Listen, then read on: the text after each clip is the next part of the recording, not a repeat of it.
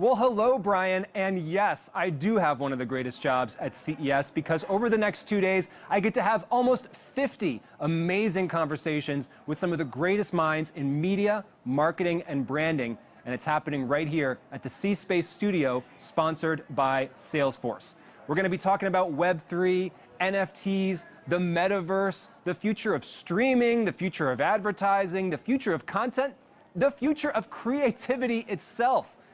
And look, I've been hosting the CES C-Space Studio for 6 years now. This is year number 6, and every year I say that it is the best guest list ever. And guess what? This year it really is true because we're going to be talking with leaders from Best Buy, Uber, Snap, Reddit, General Mills, Warner Brothers Discovery, Instacart, Vice, NBC Universal, Razer, WWE, Walmart, Logitech, Motor Trend, Christie's, the Auction House, the LA Rams, the Super Bowl champions, are you kidding me? Kevin Hart's production company, and so many more. I am so excited about this, and you can catch it all live all day, Thursday and Friday. We will be streaming on the CES LinkedIn, Twitter, Facebook, and YouTube channels, and we will be on Channel 4 of the CES digital venue. And, Brian, just for you, we're going to be hand selecting some of our favorite interviews and giving them to you to show on Channel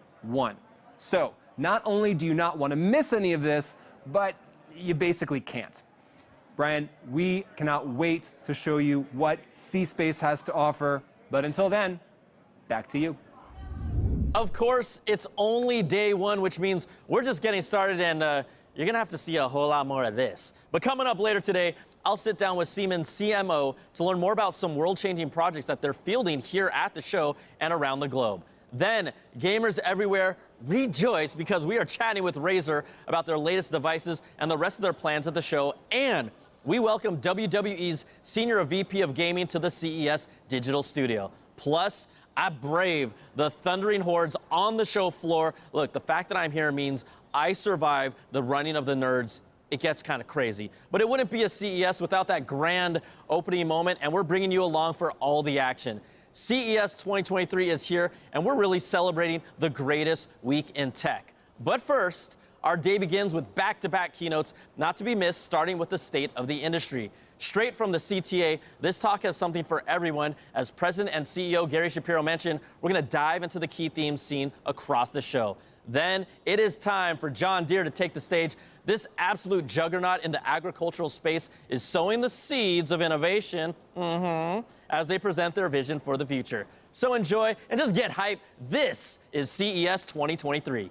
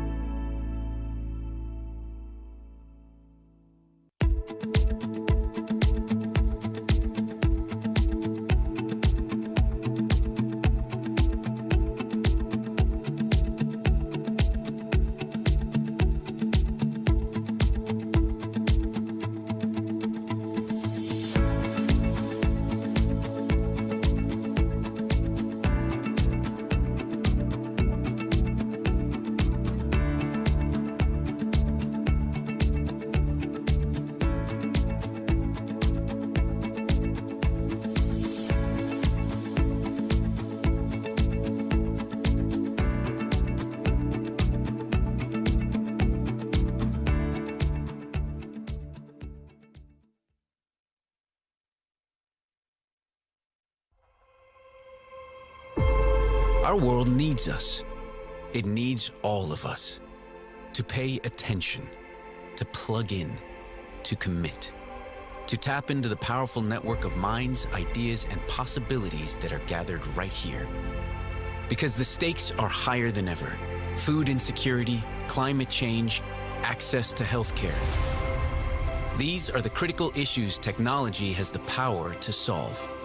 The kind of tech that is already emerging around us, impacting every industry, every city, and every home.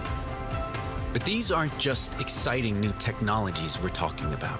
These are solutions, powerful innovations, and most of all, hope.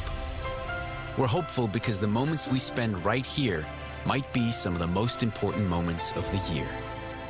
This is a chain reaction that begins now and affects everything, from the sustainability of this world to the exploration of others. Yes, the tech we'll see at CES will impress and astound us. It will also motivate us to innovate our way to a healthier, more sustainable world. But this kind of transformation requires our full attention, everything we've got. So be ready, be engaged, be inspired, be in it.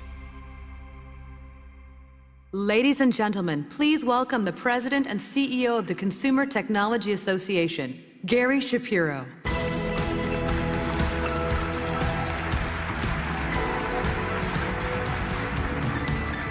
Thank you so much.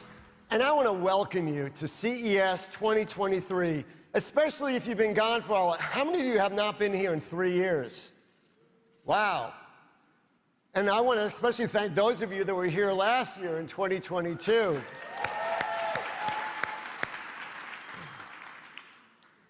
You know, this is the first CES, not only in the new post-pandemic or live with pandemic era, but it's also the first time we actually have a theme.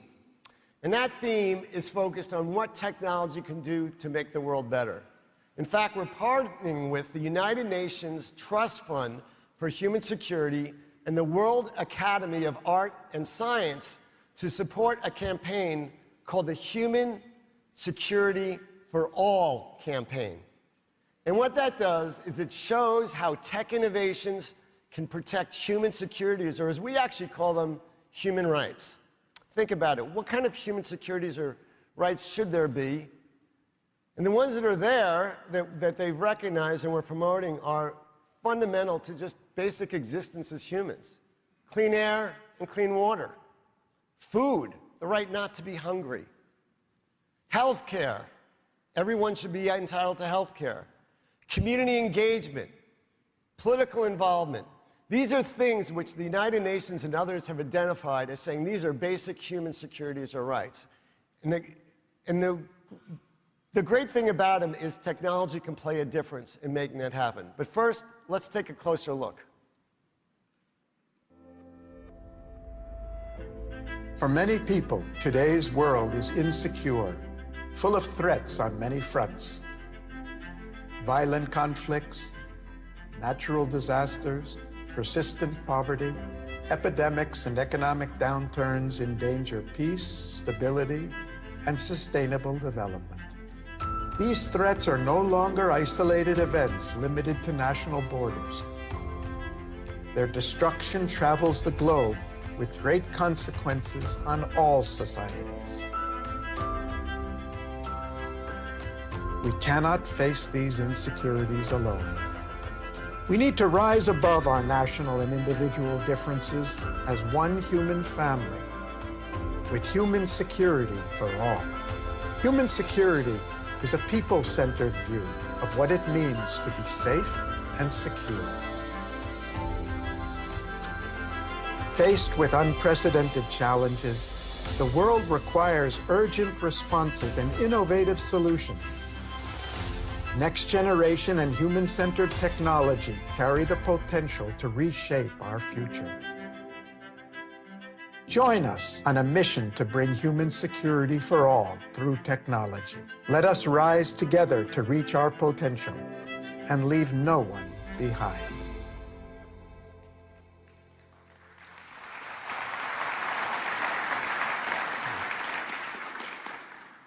What's great about CES, it's where you can see innovations which promise actually to change our world and make it better. And you can see those innovations in so many different areas. Innovations in mobility, digital health, artificial intelligence, robotics, food technology, smart home, digital assets, and so many other areas. Think about how agriculture technology is fighting world hunger, making food production easier and more sustainable. You'll hear a lot about that this morning. How about smart devices which reduce energy use in our homes and in our cities, and they change how we generate and actually store power? You'll see these on the show floor. And think about accessibility technology. This is technology which actually helps millions of people with disabilities go beyond their doorsteps. And then there's AR and VR, which brings experiences from around the globe to our schools and to our home. And then there's technology that's delivering access and accountability, making our world greener for generation after generation in the future, and enhancing our human capacity to create. Think of ChatGPT, which has written every word I just said. Not really. There's a wonderful lady standing behind the curtain there who's helped me with that. I would now like to introduce someone who is directly responsible for technology that's making our world a better place. The chairman for the last, I think it's 5 days, of CTA's executive board and founder of The Source, Dr. Carmichael Roberts. Dr. Roberts is founder and managing partner of the venture capital firm Material Impact, and that name means something to him, I know that, because he wants an impact that's dedicated to, as he puts it, solving big human problems with deep technology companies powered by material science. Carmichael is also a key leader of Breakthrough Energy, which was founded by Bill Gates to support companies tackling the threat of climate change. Ladies and gentlemen, please join me in welcoming Carmichael Roberts.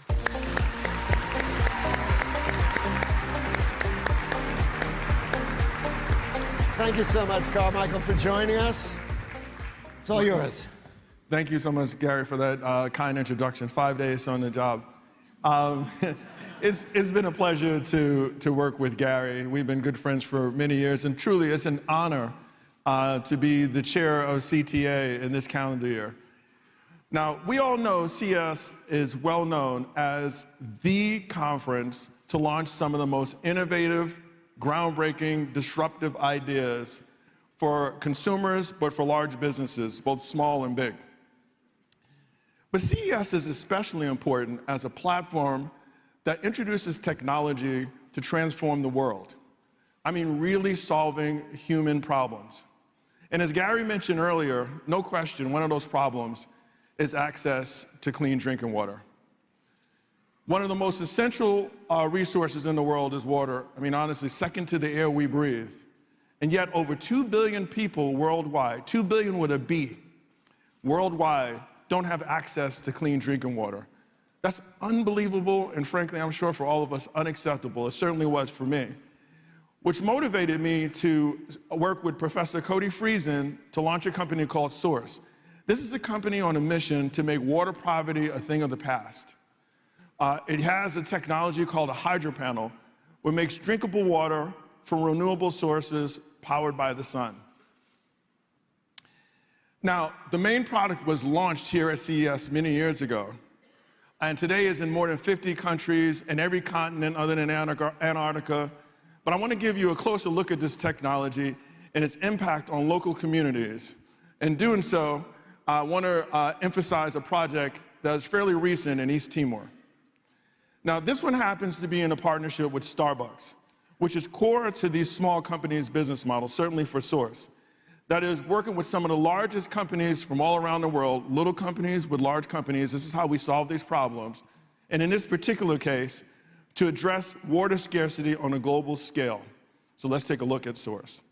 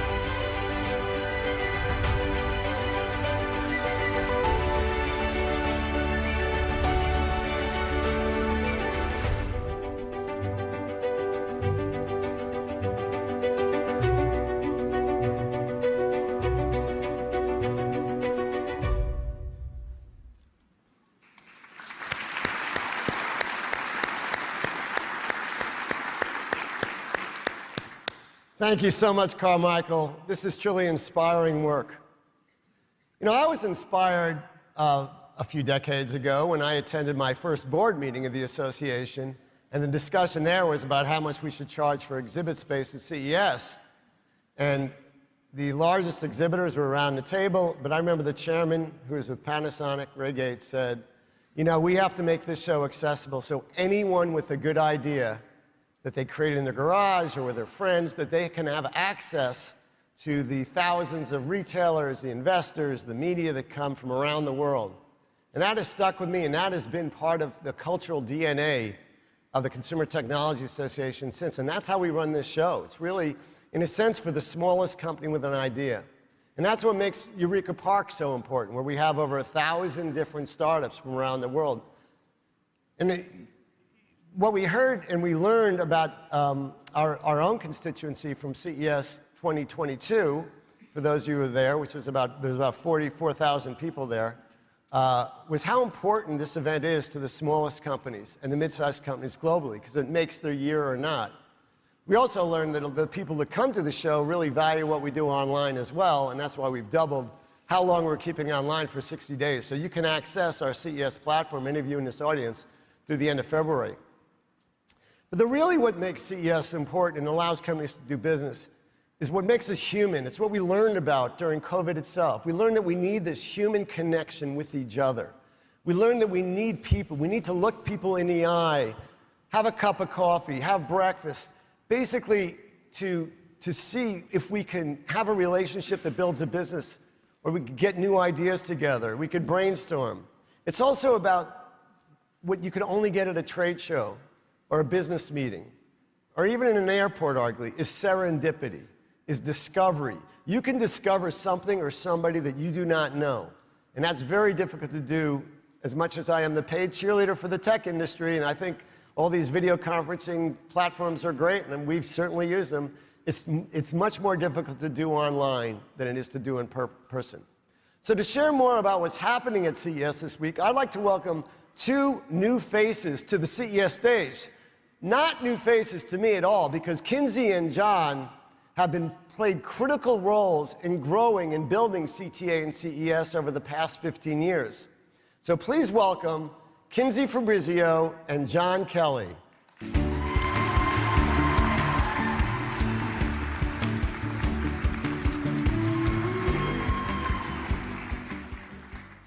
Welcome, everyone. It is so great to be here. You heard from Gary about the tech that's solving big global challenges. Now I'm going to give you a few examples from the CES show floor. Did you know that in the United States alone, over 100 billion pounds of food is wasted every year? That's about 130 billion meals. Well, the good news is the tech industry has been paying attention. Food waste? Meet Aurora, a smart device that can nearly double the shelf life of fresh foods. As you heard from Carmichael, water waste is another global challenge that the tech industry is tackling. Every day, more than 45 million cubic meters of drinking water are lost in the world's water systems. That could serve nearly 200 million people, and that's not sustainable. It's a quantity we can't afford to waste. According to the UN, worldwide demand for water will exceed our water supply by 40% within the next decade. And that is why we are so excited about Clean Water Pathfinder, an autonomous robot that lives inside utility pipes and can help cities identify repairs to water infrastructure. Now, let's think about voting, a key foundation of our democracy. Well, ZK voting could usher in a whole new era for elections, offering voting on the blockchain and guaranteed secrecy, all through an app on your phone. These are just 3 of the thousands of incredible innovations that you'll find right here on the CES show floor. And they happen to be 3 of our CES Innovation Award winners. But as we all know, CES isn't just about new products, though those are pretty great. It's also a platform for discussing some of the biggest issues facing our industry. And nobody knows that better than John. So John, tell us more about the big themes we'll hear this year at CES. Well, thanks, Kinsey, and that's right. At CES 2023, we're bringing together hundreds of the smartest and most influential voices on tech trends and tech policy, with more than 200 conference sessions over the next 4 days. Now, these sessions will mirror some of the fastest growing categories on the show floor, like digital health, mobility, food tech, smart home, the creator economy, and more. Can't get enough White Lotus? Well, head over to the ARIA for a deep dive on the future of television and streaming. Want to hear what experts are saying about the future of self-driving? Watch our transportation and mobility sessions at the Las Vegas Convention Center. Do you want to know when the robotic kitchens of the future will be a reality in your kitchen? Well, join our Kitchen of the Future conversation right here in the Venetian. And don't forget Central Hall, home to our new Web3 studio with the latest and greatest in gaming, metaverse, and video, alongside some of the world's most iconic brands. Now, we're also thrilled to welcome a fantastic lineup of keynote speakers. Last night, you heard from Oliver Zipse, chairman of the board of BMW, on what the future of mobility looks like. We also heard from AMD CEO Dr. Lisa Su on how AMD's cutting-edge technology is solving big challenges, empowering and advancing in scientific research, healthcare, and gaming. And in keeping with the huge growth in our automobile and mobility segment, we're thrilled to welcome Stellantis CEO Carlos Tavares to this stage later this afternoon. And Delta Airlines CEO Ed Bastian as part of our C-Space keynote over at the ARIA later this morning. And that's not all. Tomorrow, Gary will join NASDAQ CEO and Chair Adina Freeman on the Great Mind stage for a deep dive on democratizing capital markets. We'll also host keynote conversations on the future of healthcare and the changing face of entrepreneurship. Now, CES has long been a destination for congressional leaders, and we're excited to host conversations with several members of Congress alongside leaders from half a dozen government agencies, including Secretary of Energy Jennifer Granholm. Now I'm going to hand it back over to Gary for more on what's happening on tech policy. Thank you.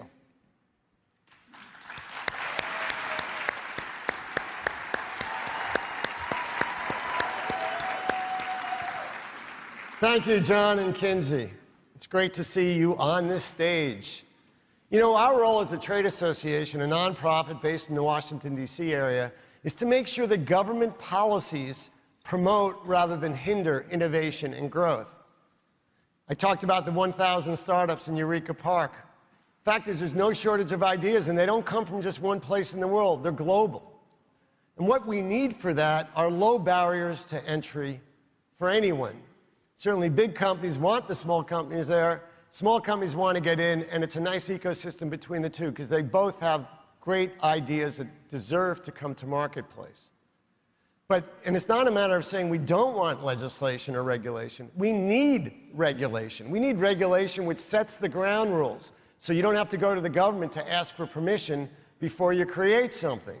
We need rules that allow competitive markets, but don't protect existing competitors.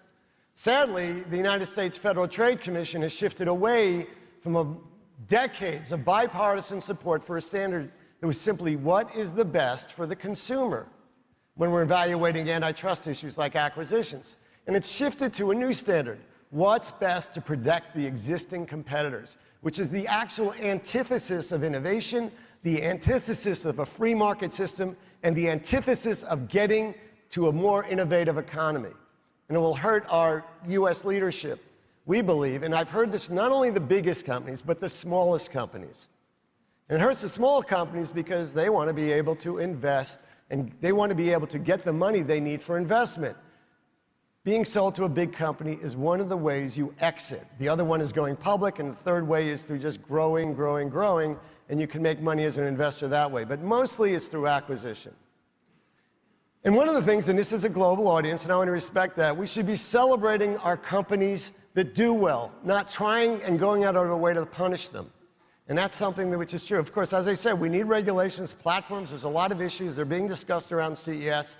But the fact is, these principles apply not only in the United States, they should apply everywhere. Every country should be helping its innovation, its innovative entrepreneurs, because competition does benefit everyone everywhere.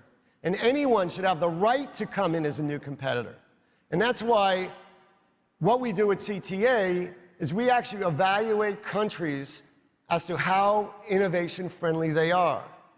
And we have a new addition to doing that. We did it in 2019, and we're doing it. It's called the International Innovation Scorecard.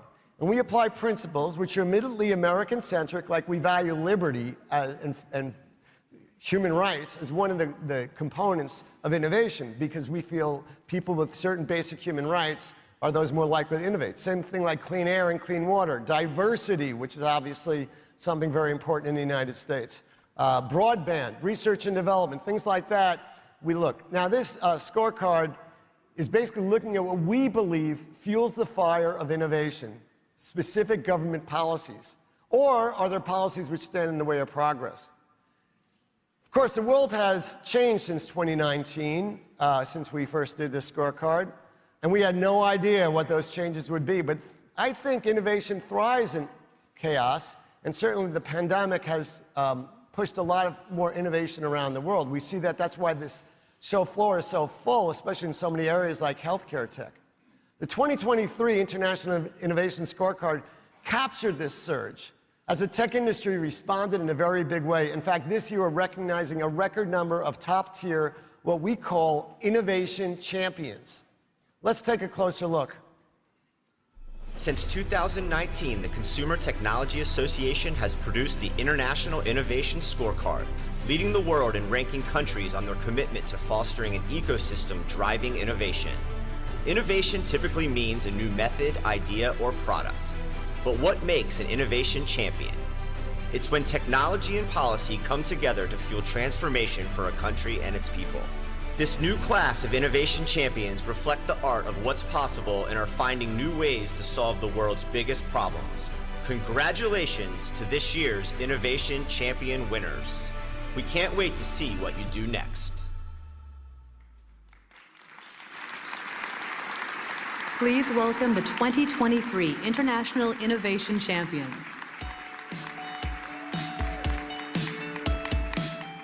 Representing Austria, Deputy Minister Florian Turski.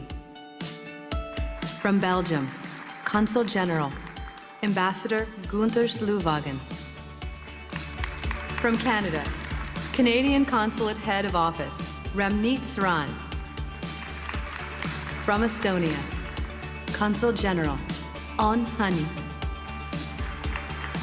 Representing the European Union, Director of the European Innovation Council, Jean-David Malo.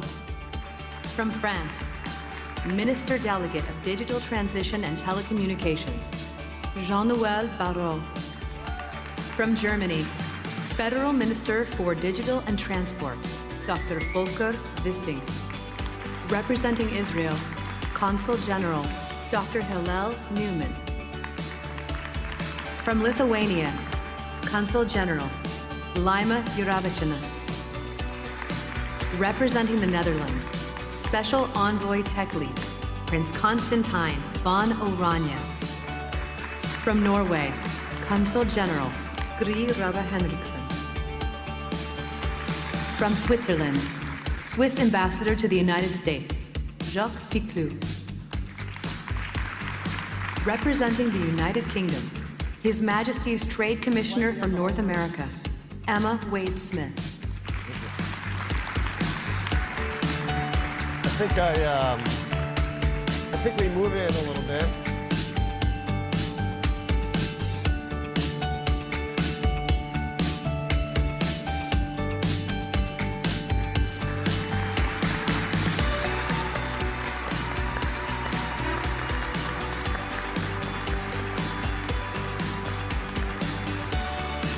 Thank you all.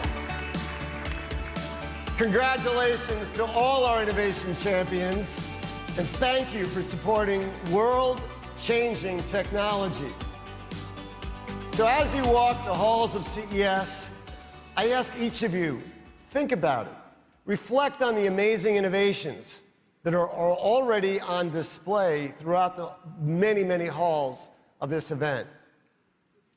Think about the promise they offer, and think about what is to come.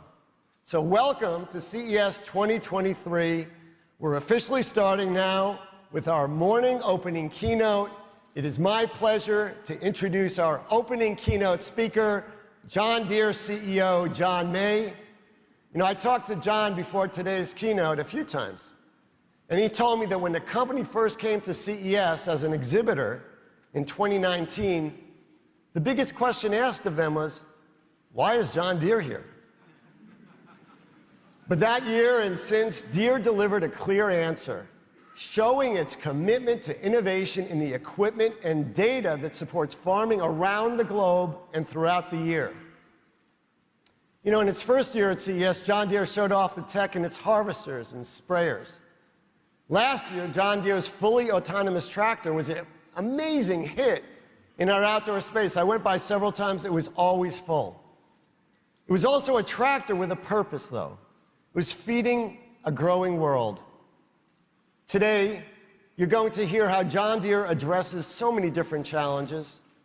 For every single one of us to survive, we need access to food and land that can grow it. And without both, our lives and the survival of future generations are at risk. This is something the leaders of the G20 recognized in their declaration just a couple of months ago. Now, under John May's leadership as CEO, beginning in 2019, the company's market capitalization has more than doubled, exceeding $100 billion for the first time. He has also served as a key member of John Deere leadership for over a decade, including working to develop the Deere family of smart machines, systems, and solutions. John Deere is changing the future of farming.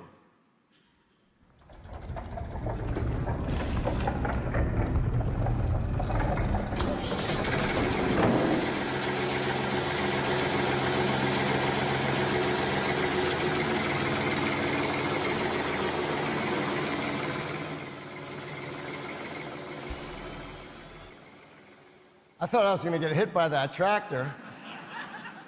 Ladies and gentlemen, please join me in welcoming John Deere Chairman and CEO, John May.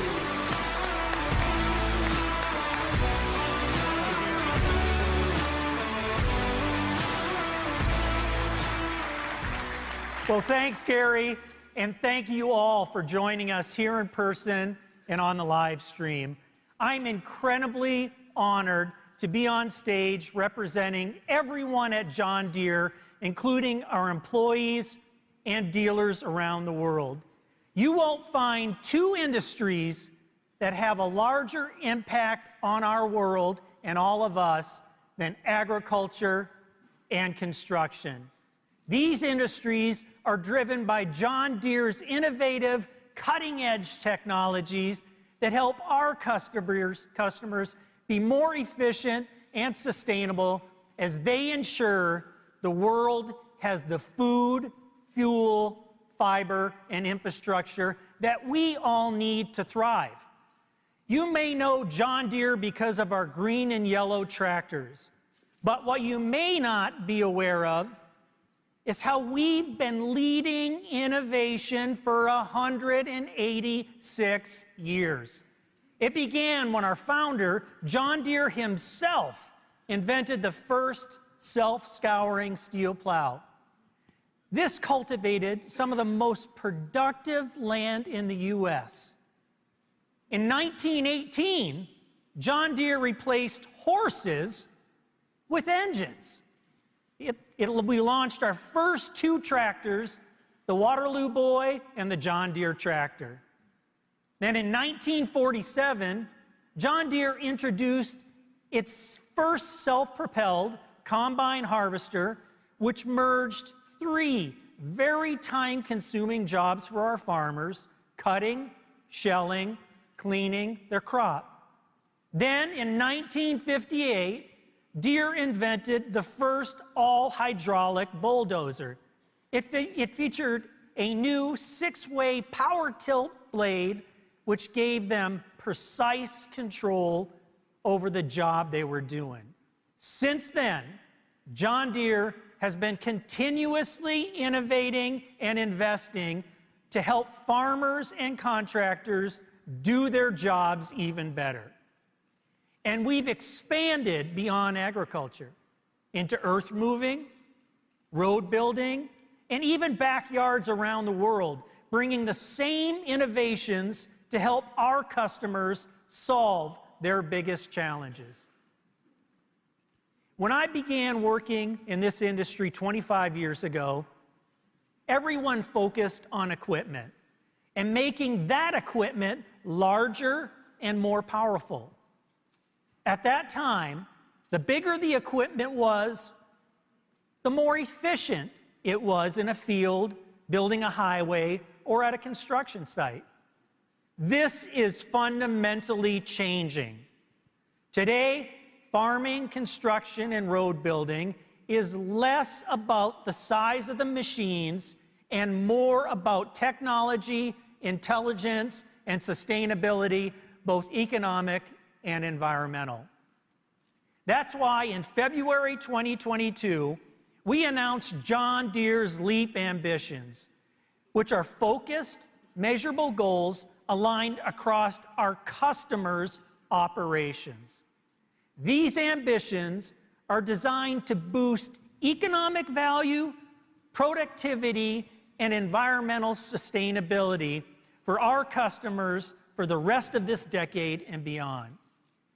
Our deep understanding of the way our customers do business is what gives us the necessary insights into the challenges they face and the opportunities to use technology to create value. This is not new for John Deere. As I mentioned, we've been using technology to solve challenges for nearly 200 years and continue to innovate and move industries forward year after year.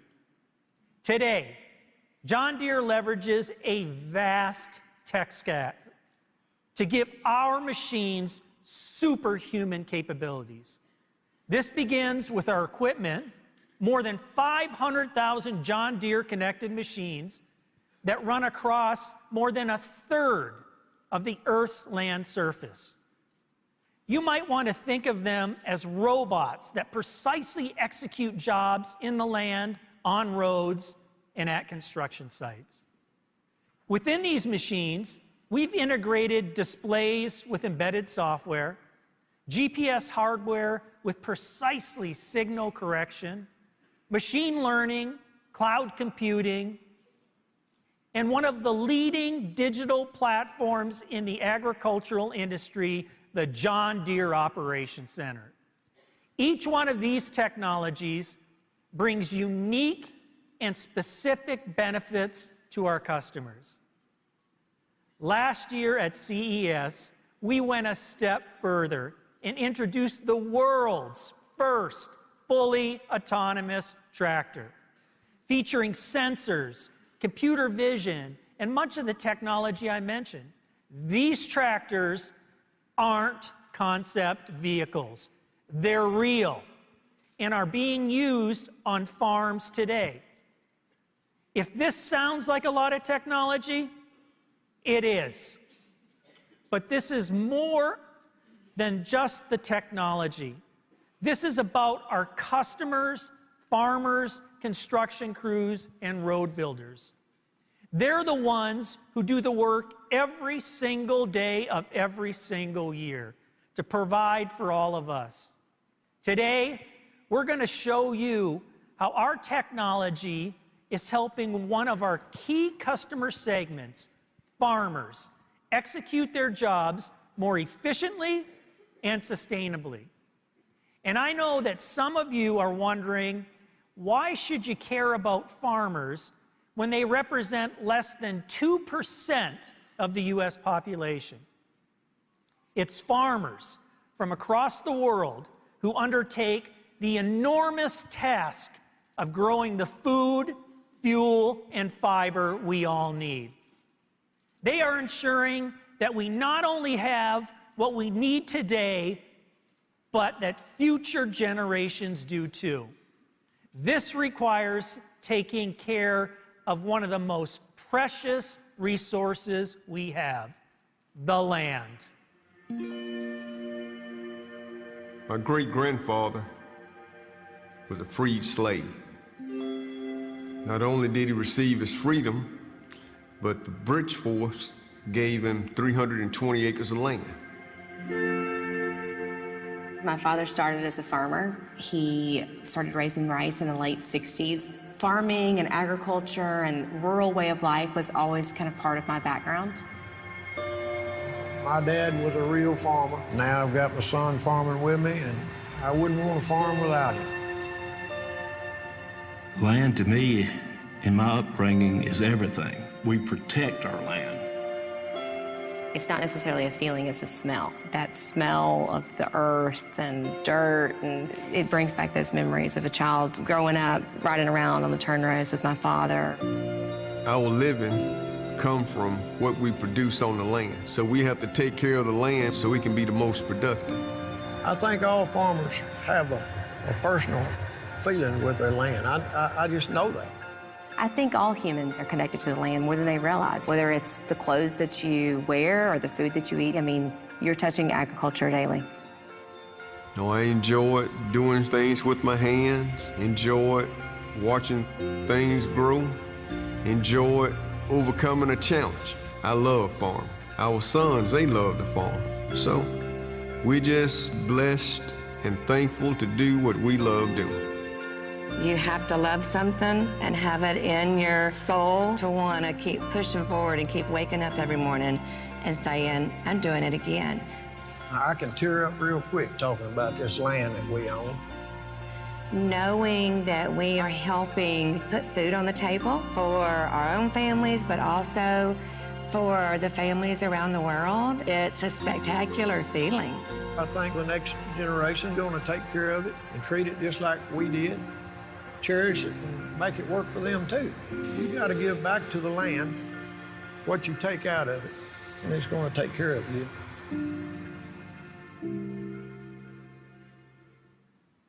As you can see, taking care of the land is both something our farmers are passionate about and something they need to do to ensure the land is productive today and for future generations. When you sit down for your next meal, I want you to think about a farmer. Their work starts the process of growing the food that many of us only see in a grocery store or delivered to our front doors. Farmers face a lot of challenges because agriculture is an unpredictable business. From changing weather patterns to volatile markets and labor shortages, farmers must deal with countless situations throughout the year that impact their business. And any one of those factors can affect the food that is available or unavailable for all of us. And that's the biggest challenge they face, feeding all of us. Over the next 25 years, the global population is expected to grow from 8 billion people to nearly 10 billion people. This requires us to produce 50% more food as both population grows and diets change around the world. But it's not just about growing more. The amount of U.S. farmland has been declining over the past 40 years, and this trend will likely continue as the population continues to increase. So more people, less land. The math doesn't work. That is the big picture. And that is why I'm standing on this stage today. In the past, farmers would grow more by using more. Bigger machines, more horsepower, more seeds, and more nutrients. This approach alone doesn't work today. There's less arable land, less rural labor, less time to do their jobs due to weather volatility and rising input cost. Technology is the solution to these challenges. Technology allows farmers to create more with fewer resources. Doing more with less. That is the path forward to providing for all of us and feeding our growing world. And that's why at John Deere, we're focused on what's real. Real purpose, real technology, real impact. Our purpose is simple. We run so life can leap forward. That means empowering our customers to have an economically and an environmentally sustainable business that provides for themselves and their families while ensuring food security for the world. If you visit our booth during the show, the technology you'll see and hear about is real. It's either being used by customers now or it'll be used soon at scale. And by the end of this keynote, the impact should be clear. Farmers are the bedrock of our world.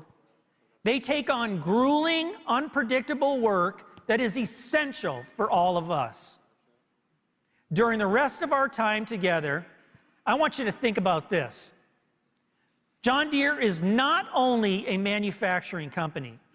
We've quickly become one of the world's leading robotics and AI companies. Our solutions leverage technology like computer vision, advanced sensing and compute, machine learning, and data analytics to enable farmers to do so much with limited resources they have.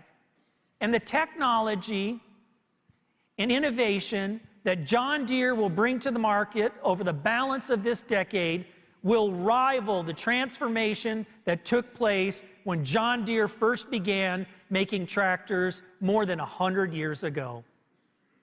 Now, I'd like to introduce my colleague, Deanna Kovar, who leads product strategy for John Deere Agriculture globally. She's going to tell you more about the purpose behind our technology, which helps farmers every single day.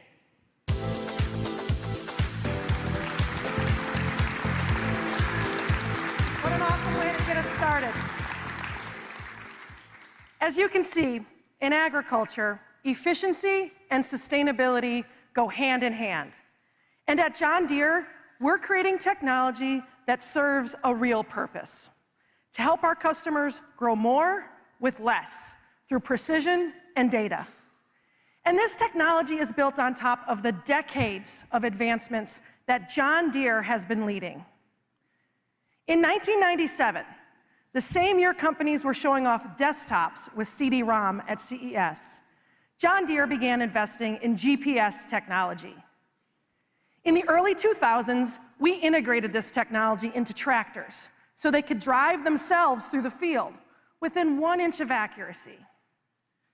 This allowed farmers to take their hands off the wheel and focus on the critical elements of the job being done. That same decade, farmers used the same GPS technology to collect geospatial data on both the inputs they used throughout the year and the crops they harvested at the end of the year. Today, farmers in more than 100 countries are utilizing these GPS technologies at tremendous scale. In the 2010s, we leveraged connectivity and IoT to bring all the data farmers collected into the cloud. This data used to sit on binders on a shelf or was locked up on one of those desktop computers from 1997. By moving the data to the cloud, we have given farmers access to valuable, real-time information anywhere, allowing them to make more timely and informed decisions. Today, we're building on the foundation of the last 2 decades. We are now in a decade of advanced AI and computer vision that integrates precision tech and cloud-based data with robotics and CVML. While each of these technologies has transformed aspects of a farmer's job, the combination of them has generated significant value. And farmers are some of the earliest adopters of technology. as they've been side by side with John Deere and John Deere dealers every step of this multi-decade journey. And for those of you who don't know, our John Deere dealers are vital, trusted advisors who support farmers from season to season and across generations. I recently had the opportunity to join one of these amazing John Deere dealers to visit Travis Center Jr., a third-generation family farmer in Northeast Arkansas. Every year, Travis grows nearly 2.5 billion corn, soybean, cotton, or rice plants on about 20,000 acres. To put 20,000 acres into perspective, that's 40% larger than the size of Manhattan. And he manages this entire operation with just 34 machines and 20 full-time employees. How does Travis do all of that? Well, I'll let him tell you how technology enables this level of efficiency and precision. I'm Travis Center. I'm a third-generation farmer from Kaiser, Arkansas. I grow cotton, corn, rice, and soybeans. Farming is a lot of hours. It's a lot of work. It's extremely more complex than when my father or my grandfather were running the farm. Every single day of the year I have something to do. And during planting and harvest, we'll work 16, 18-hour days until the job is done. You've got to do more with less these days. Deere's technology allows us to maximize every part of it. Everything from self-driving and automation to data and connectivity allows us to be more productive and efficient and save time and spend more time with our family. When we first started using GPS 20 years ago, it allowed you to drive straight, hands off the wheel. You can check markets, you can check weather. Automation and the sensors that are on the machines today make a lot of small changes that make a big impact. Machines allow us to put the seed exactly where it needs to go and to spray exactly where it needs to spray. Every machine is connected, everything is uploading data to the cloud. I have access to it whenever I want, no matter if I'm in the cab, the field, or a meeting, or away from the farm. 20 years of data collection has allowed us to look at past decisions and how that impacts the future. Cloud technology is very important. It allows me to actually analyze the data versus collect the data. And so I can use my phone to see every machine, to see every operation, and to use that information to make real-time adjustments. Deere's technology allows me to work faster, be more precise, and be more efficient. What I can accomplish in an hour that would have took my grandfather 2 or 3 days to do. I couldn't imagine farming without technology. It's critical in nearly every aspect that I do. Technology has changed farming, and it's changed my life.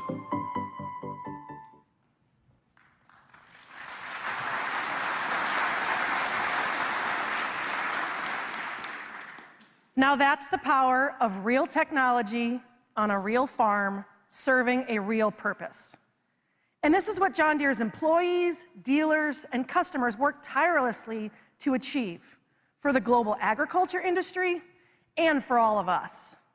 You see, technology in agriculture is not a convenience. It's a necessity. There are many real challenges farmers around the world are up against, like changing weather patterns, limited available labor, and rising costs for inputs like seeds and fertilizer. To illustrate why these challenges matter, let's talk about one of the many jobs that farmers do: planting. Planting seeds is one of the most important things to get right on the farm. To maximize yields while combating the weather, farmers must do this work within an extremely narrow window of time during the year. And they want to do it with precision so they can reduce the number of seeds they plant. While planting, sensors and advanced robots place each seed in the ground at a scale and precision beyond human capacity. With this technology, a farmer can plant thousands of seeds per second at a precise depth and distance from one another for optimal growth. And there's a real measurable outcome from using this technology. It's simple. If seeds aren't planted on time or in a precise fashion, farmers will see less grain harvested at the end of the season. And just 1 bushel of corn makes 38 boxes of cornflakes. At an average of 177 bushels of corn grown per acre in the US, that can add up quickly. Farming has been powered by data for decades, but now it's turbocharged by digitalization. In-field connectivity and IoT advancements have opened the door to an entirely new way of farming. The John Deere Operations Center is an opt-in cloud platform. It houses the data about their fields and their jobs that farmers have been collecting for years. Using the Operations Center, farmers draw insights, share data across their ecosystem of trusted advisors, and utilize apps from over 250 other software companies. This allows farmers to visualize their farm and make more informed decisions to benefit their operations. Decisions in the moment, like how deep to plant seeds.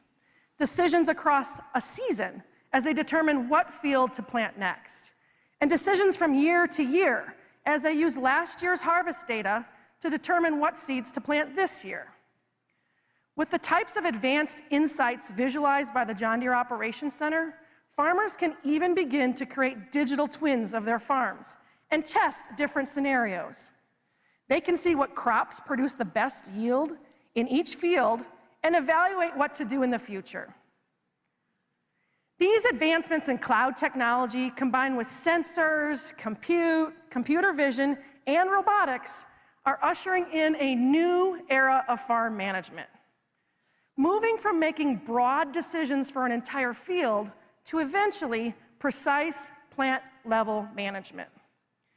Today, we are closer than ever to making it a reality that every year, farmers can individually treat each of the 3 trillion corn plants grown in the US.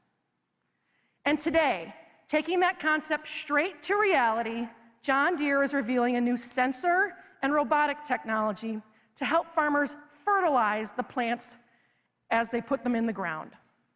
You see, plants rely on fertilizer just like you and I rely on food. Without it, plants wouldn't have the proper nutrition to produce the crops we rely on. Previously, I told you about the first critical job of producing a healthy, abundant crop, placing the seeds into the soil, exactly where they need to go.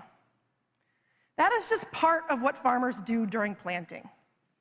We all learned in biology class that seeds need adequate air, water, and warmth to sprout and grow into plants.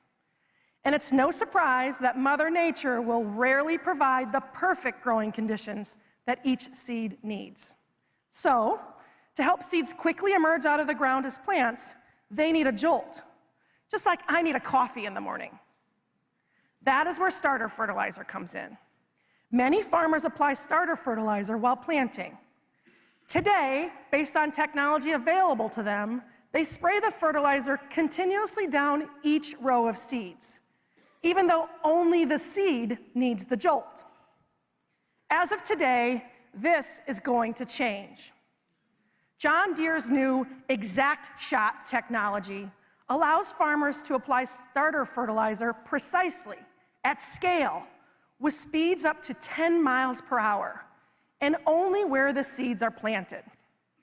This reduces the amount of starter fertilizer farmers need by more than 60%, while still allowing them to maintain the speeds they need to get the job done on time. Let's go through how this technology works. Today, a planter with 24 robots can plant 720 seeds of corn per second. The system moves through the field at twice the speed of legacy planters. And given the challenges of weather and labor, this is huge. On a good day, this single machine will plant 34 million corn seeds at precise placement and depth. While a farmer is planting seeds, a sensor will register when each individual seed is going into the ground. And the robotics will spray only the amount of fertilizer needed, about 0.2 of a milliliter, directly onto the seed at the exact moment it goes into the soil. The speed, synchronization, and precision at which this is happening in the field was previously unthinkable. The combination of sensors and robotics delivers a massive cost savings to the farmer and a significant benefit to the environment. Because in the process of growing corn today, fertilizer accounts for a large portion of total greenhouse gas emissions. That means ExactShot can have an immediate, measurable impact on our environment today. And that video is in slow motion. Now let's speed it up a little. And that's not even full speed.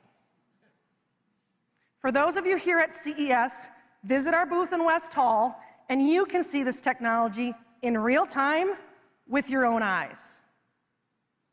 This is the real purpose of our technology, to help farmers grow more with less through precision and data-driven decisions, while ensuring the land is cared for the next year and the next generation. And we have many, many more examples of how our technology accelerates the work farmers are doing. Now, let me turn it over to Julian Sanchez. Julian is always looking for the next technology that will help our customers. And today, he will explain more about how this real tech works.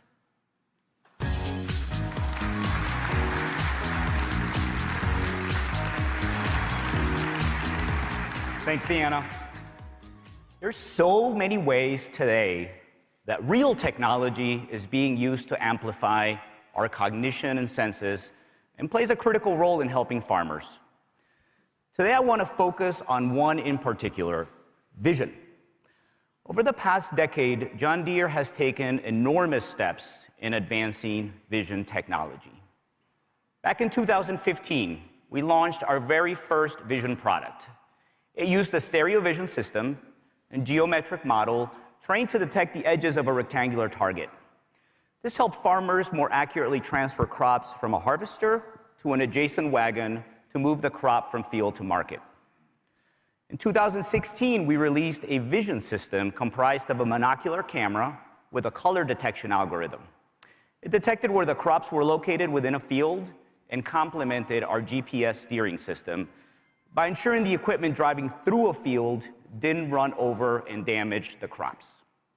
Then, in 2018, we began using CVML to detect the quality of grain being harvested. To do this, we placed a camera feeding a deep convolutional neural network inside a combine. This system kept the mechanical part of the machine tuned for optimal performance, and it was our first experience gathering large data sets to train a machine learning model. Last year at CES, we unveiled our autonomous tractor. It uses CVML and 6 pairs of stereo cameras to detect and identify objects. Full autonomy required us to completely rethink how we train data sets. As all of you know, one of the keys to successful machine learning systems is having training data sets with representative events. But in agricultural environments, while there are ample corner cases, the frequency of notable events like obstacles in the middle of a field is low. So we turned the problem on its head, and we trained the vision system to be highly effective in detecting things that are always present, like the soil, tree lines, and the sky. If the tractor sees something that's not soil, tree lines, sky, it stops. Even if it's not sure what the object is, it's the safest thing to do. Now, autonomy was something that we've all been dreaming of for a while, but our newest technology is something that no one anticipated. In March of 2022, we launched See & Spray Ultimate. It uses CVML to detect where every weed is and applies herbicide only and exactly where it's needed. This is important because weeds steal valuable water and nutrients and sun from plants, and that prevents plants from reaching their full potential. Since the day self-propelled sprayers were introduced in 1947, farmers have been spraying the entire field to kill weeds because that's what the technology allowed them to do. even if certain areas didn't have any weeds. But with See & Spray technology, farmers can now spray only the weeds, which reduces the herbicide farmers need by up to 2/3. This may sound futuristic, but it's not. Farmers began using this technology last year.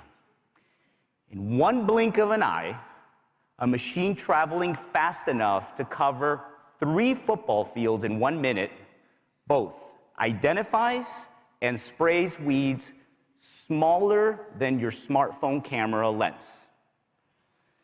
Consider this level of precision compared to the past. This technology saves time and reduces cost while avoiding unnecessary impact to the crop and land. So, how did we make that happen? Machine vision. We gave the machine eyes, actually 36 of them, which are attached across the machine's 120-foot carbon fiber boom. And what you see on the screen behind me is life size. Pretty cool. Every second, these cameras scan more than 2,200 square feet of land and capture 1.2 billion pixels. If you try to match that level of sensing and processing with human eyes, it would take nearly 6,000 people. This doesn't just happen in a lab environment. This system performs its task while moving through uneven terrain and dusty fields and crosswinds. These cameras are sealed, ultra rugged, and can see both in sunlight and shade, so they can successfully operate in this harsh environment.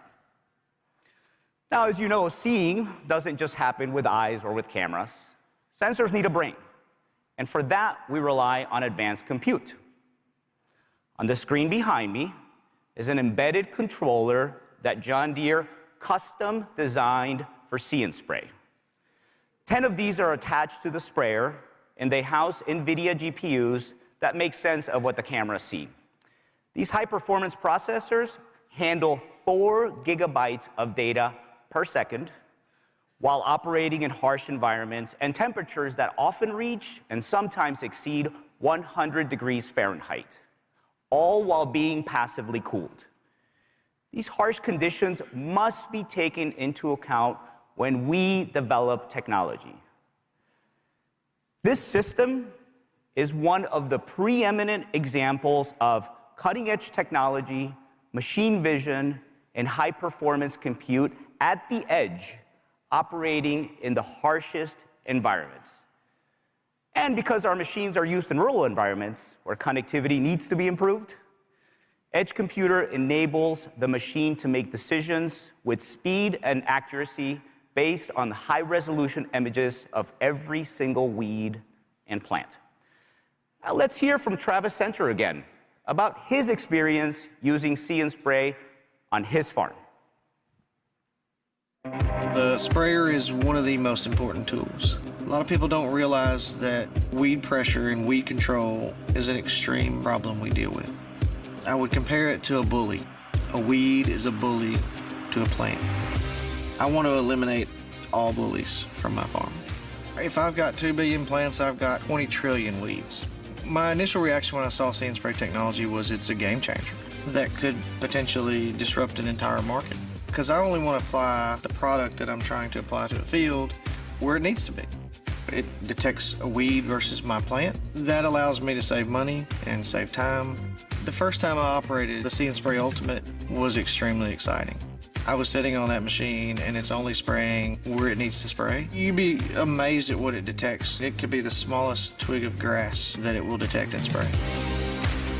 With that See & Spray Ultimate, we're able to get some weed pressure maps. We're able to get some data from that application that I can use in the future to make a decision. Do I need to target that area a little bit more in some other practices to minimize that problem? I've seen anywhere from 70% to 50% cost savings with the See & Spray Ultimate. If you can minimize herbicides that you use, it's going to be better for everyone. And with See & Spray Ultimate, you can do that with the technology to get the job done and to get it right.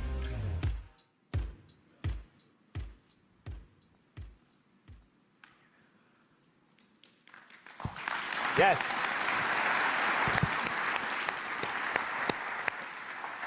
One of the most exciting aspects of this vision technology is how we can use cameras to augment human vision. Human vision is really sophisticated. Our eyes, working with the visual cortex part of our brain, may be one of the most sophisticated systems in the universe. We're now at a point, though, where we can add superhuman capabilities with machine vision to help farmers perform tasks with precision. As we move into the future, vision will continue to be a critical technology. Since farming itself is very visual, we're always thinking about where we can give machines eyes and brains to help farmers do their job. We often brainstorm by asking ourselves a set of questions. What are the things that are visually meaningful to a farmer today? These are things that farmers already know they have to look for in the environment. And if a farmer could see something or somewhere they don't look at today, would it help them make a better decision? Then we ask ourselves, can computer vision help? We're just scratching the surface. But we aren't just looking to apply today's vision technology in its current state to farming. We're continuing to invest to advance it.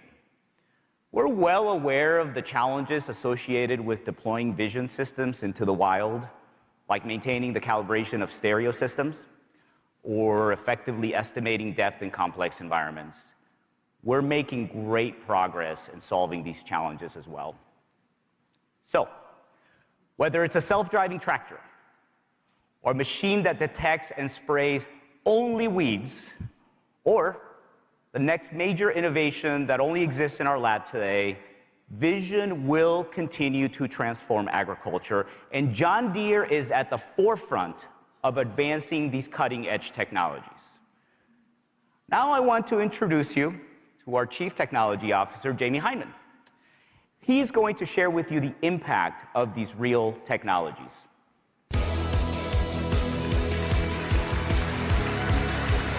Thank you, Julian. Hello, everyone. As you've heard from Deanna and Julian, our precision technology is having a major impact on farmers and their operations. But if you take a step back and you look at the real impact that this technology is having to improve the environmental sustainability of agriculture on a global scale, it's truly amazing. As John mentioned earlier, today there are more than 500,000 John Deere connected machines that run across more than a third of the Earth's land surface. Stop for a minute and think about that. Deere machines are literally in every corner of our planet. And while these machines are doing important jobs, they're also collecting and transmitting critical data that farmers and construction workers use to make more informed decisions. But in addition to helping our customers, this technology and data is also having a major positive impact on our environment. And in the future, that impact will only increase. Let's talk about a few examples. Today, farmers growing corn on the 90 million acres in the US apply about 140 million gallons of that in-furrow starter fertilizer every year to help those seeds turn into productive plants.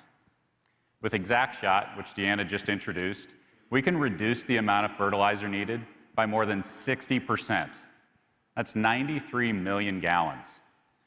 Based on today's commodity prices, this can save farmers $650 million on input costs. But it also prevents that wasted fertilizer from encouraging weed growth or increasing the risk of running off the field and into a waterway.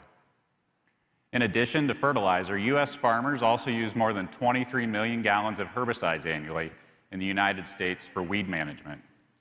Using See and Spray technology, which Julian just told you about, we can reduce that by up to 2/3. That's 15 million gallons of herbicide.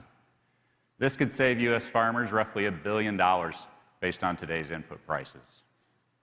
As you've seen today, the real impact of the precision technology that's now available to farmers really affects everyone. And our technology isn't only being used in agriculture. It's also critical in construction and in road building. Last year, John Deere equipment was responsible for paving over 500,000 lane miles of road. That's enough road to circle this planet 20 times. Using the technology John Deere has available today, those lane miles can instead be installed using our cold in-place recycling methods and equipment, which save up to 90% of that new road material. This has the potential to save up to 1 billion tons of asphalt production and 53 million tons of CO2 equivalent. These are just 3 examples of the real impact our technology is having and will continue to have on a global scale, improving efficiency, economics, and sustainability for our customers. Now, speaking of roads, there are a lot of electric vehicles on display here at CES, and while I'd love to get behind the wheel and drive them around, or maybe better yet, have them do that for me on one of those perfectly paved roads, I think we should first have a conversation about sustainable energy. Some of you may find this statement a bit controversial, but the path to a sustainable future does not rely only on electrification to power our vehicles. Biofuels like ethanol and renewable diesel, which may be created from plants, must be just as much a part of the solution, because large-scale electrification of high-horsepower equipment faces steep technical challenges that make an electric-only future unlikely in the near term. You see, on the farm, we're dealing with large, powerful, and highly automated or autonomous machines that run continuously for more than 12 hours a day. And they're not just driving from point A to point B. They're also performing a number of jobs that require extreme precision and a significant amount of power. A typical day's work for the 8R tractor, like the one you see behind me, includes operating continuously for 14 hours at 75% of its peak power, or about 230 kilowatts. That's the energy equivalent of 38 Tesla Model 3 long-range batteries. Or in different terms, 15,000 liters in volume and over 48,000 pounds. To put that in perspective, that battery would double the weight and size of the tractor today at 4 times the existing cost of the tractor to produce the amount of energy required. These changes would lead to negative agronomic impacts on the farm, like excessive soil compaction. You may not realize, but biofuels produced from corn or soybean feedstocks such as ethanol and renewable diesel produce about 50% less greenhouse gas emissions compared to their petroleum-based counterparts. Using today's precision farming practices and the current U.S. grid power generation, biocarbon intensity rivals that of electrification. Additionally, future advancements in precision agriculture technology and sustainable agricultural practices, just like the ones you've heard about today, will create significant opportunity to further reduce the carbon intensity of biofuels. You see, biofuels support a circular economy where a farmer can utilize a portion of the crops that they grow, like sustainably grown grains and oilseeds, to power the very machines that they use. Those biofuels aren't limited to John Deere machines. They can power everything from cars to semis to airplanes, reducing carbon emissions and the pressure on all of our natural resources. And our excitement for the future of biofuels shouldn't take anything away from electrification. The Boolean operator here is and. The world benefits from all of these solutions to meet our global clean energy needs. In the construction industry in particular, electrification is going to have an enormous impact on both workers and communities around the world. The lower noise of electrified construction equipment in urban areas allows the work to begin earlier and to end later. This causes less societal disruption, and it creates a safer work site through an improved ability for the workers to communicate on the job.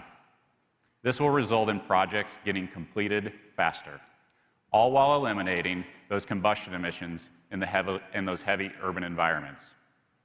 John Deere accelerated its focus on electrification last year when we acquired a majority stake in Kreisel Electric, the global leader in immersion-cooled battery technology.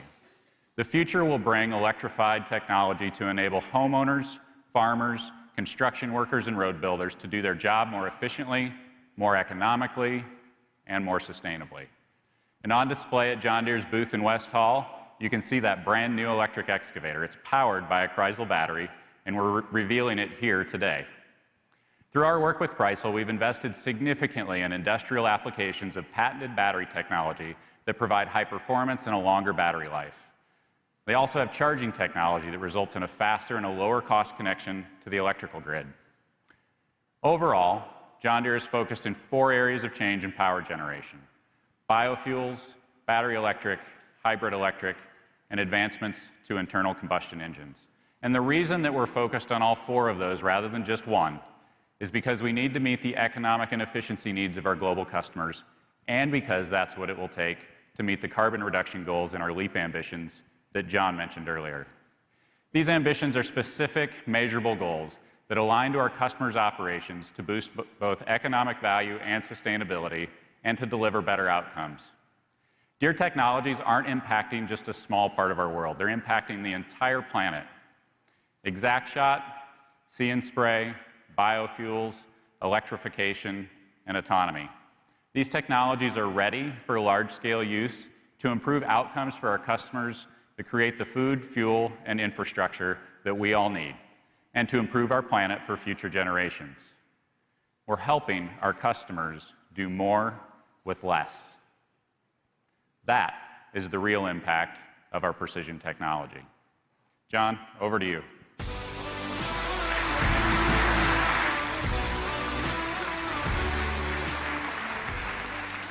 Thanks, Jamie. CES 2023 is focused on how technology is helping solve the world's most pressing challenges. At John Deere, we're not in the business of creating technology just because it's cool, though it is really cool. We create technology to address specific challenges, problems, or needs. Real purpose, real technology with a real impact. Everything you've been told about checks those boxes in all 3 of them. And there's a higher purpose connected to all of it. Technology is the key to driving sustainability on the farm and construction sites and empowering our customers to be more efficient and profitable in the face of significant challenges. That's why we've developed robotics that leverage machine learning and computer vision. This technology is good for our customers' business, for the planet, and for all of us. And I would like to personally thank all of our employees, dealers, and customers around the world, including the real farmers you saw in all 3 of our videos today. They love their land, use this technology, and are with us in person, sitting in the front row.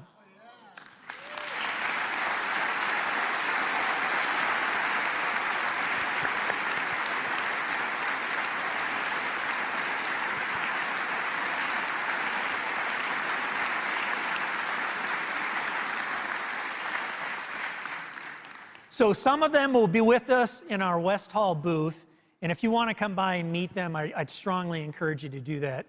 Please join me in thanking them for providing all of us, year after year, generation after generation. Thank you so much.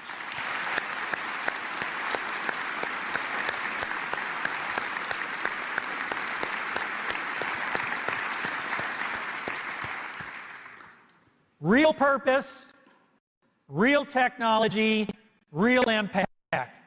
That's why we run, and we're just getting started.